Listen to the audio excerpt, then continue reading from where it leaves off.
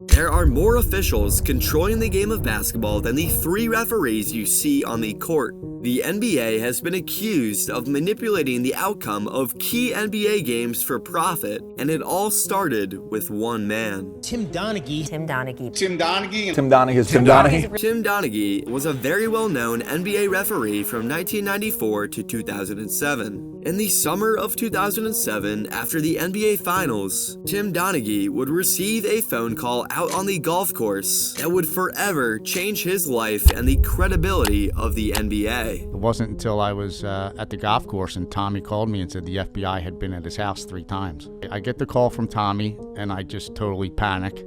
I lose about 30 pounds in less than a month. Tim Donaghy had just been caught for violating the NBA's rules for betting money on the own games that he was officiating. Donaghy immediately admitted to the FBI his illegal actions, but he wasn't going to allow himself to be the only one to go down with the ship. Donaghy explained that his own gambling moves were all influenced by how the NBA told the referees to call the games. Oh, I knew what the crew was going to go out and do that night and how a team was going to be put at an advantage. Maybe there was an emphasis that day on Kobe Bryant going to the basket, and there was a DVD sent in last week of plays that were missed by the referees. So I knew when the league came in and said, hey, listen, there's a problem here. Phil Jackson just sent in this DVD, 25 plays, Kobe getting fouled and nobody blowing the whistle. I knew that the 3 of us were going to go out that night and he was going to go to the line 25 times and they were going to win by 15. So basically, before every NBA playoff game, NBA management would meet with the playoff referees.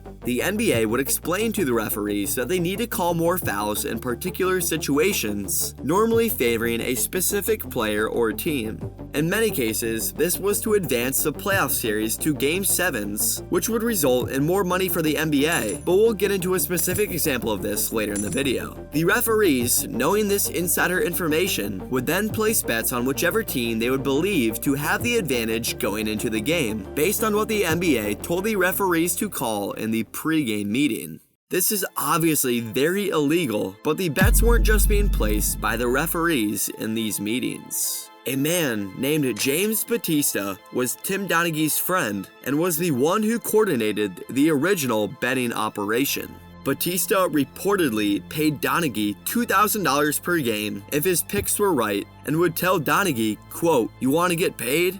Then you gotta cover this spread." Donaghy did his job well and resulted in an 88% winning rate where Donaghy's friend, Batista, apparently won several $1,000,000. And although the NBA tried to defend themselves by saying that this was a rare, isolated case, Donaghy says otherwise. And I know the NBA was always said you're a lone wolf kind of situation. It's an isolated situation.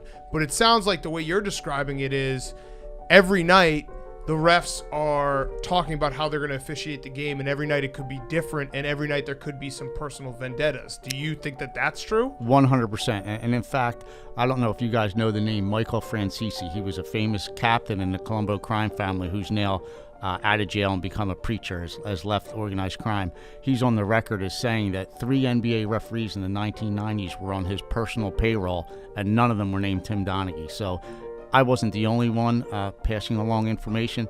Was he paying them for them? I don't know what their setup was, but I'm sure he wasn't giving them chocolate bars, Why would the NBA even take this risk? If they get caught favoring certain teams, this would ruin their credibility and expose the NBA for being completely illegitimate. Well, taking NBA games to Game 7 and keeping the league's biggest stars in the season for as long as possible certainly has a positive financial impact. Do you think it is rigged?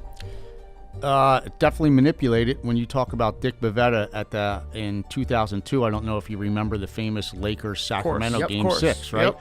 He openly said to a lot of us that he was the NBA's go-to guy. He was put on Game 6s to make sure they went to a Game 7, and that was one of the most games in the history of the NBA. Yes, yep. And when you talk about 3 referees supposedly making so many mistakes in a conference final game, where in America can you perform at that level in your job so poorly and still go to the next level and ref in the NBA Finals and get another bonus of $20,000. Although Tim Donaghy was the only referee that got caught for insider gambling and potentially manipulating games, it seems as though this could be a far more widespread problem across the NBA. Do you think NBA games are still being manipulated today in 2022? Let me know down below.